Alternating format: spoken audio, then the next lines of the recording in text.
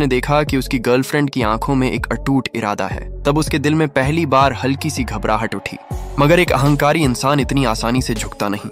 उसे लगा कि उसके कुछ शब्दों के बाद वह लड़की फिर से वापस आ जाएगी, लेकिन इस बार वह लड़की सचमुच उसे हमेशा के लिए छोड़ चुकी थी। अगले दिन जब वह आदमी नाश्ता कर रहा था तो उसे महसूस हुआ कि आज की खिचड़ी में कुछ अलग स्वाद है।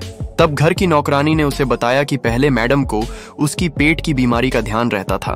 वह रोज सुबह उठकर खुद खिचड़ी बनाती थी। अब वह चली गई हैं और मैं बूढ़ी हूँ, इतना ध्यान नहीं रख सकती। तब उस आदमी को पहली बार समझ आया कि वह कितनी कीमती थी।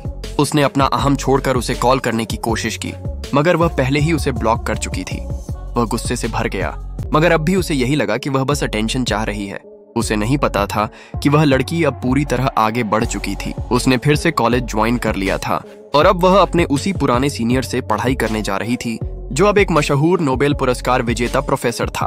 वह सीनियर, जो खुद शहर के सबसे अमीर खानदान से था, आजकल एक यंग यूनिवर्सिटी प्रोफेसर बन चुका था, जिसके पास दुनिया भर से स्टूडेंट्स रिसर्च करने आते थे। लड़की ने उसके साथ पीएचडी करने का फैसला किया और अब वह उसी से मदद मांगने आई थी। उस प्रोफेसर को देखकर उसकी पुरानी यादें ताजा हो गईं। उसने एक बार फिर उसके चेहरे को छूने के लिए हाथ बढ़ाया, मगर फिर खुद को रोक लिया, क्योंकि उसे नहीं पता था कि वह लड़की अब अपने उस पुराने प्रेमी से पूरी तरह अलग हो चुकी है।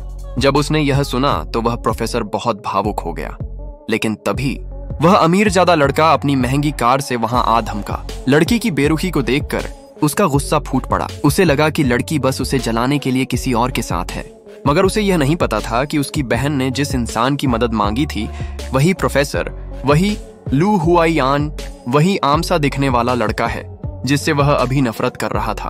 और कुछ ही दिनों बाद वही अमीर लड़का अपनी बहन की खातिर उसी प्रोफेसर के प्रतिभा सम्मेलन में शरीक होने को मजबूर हो गया, उसी शख्स के आगे जिसे वह नजरअंदाज कर चुका था।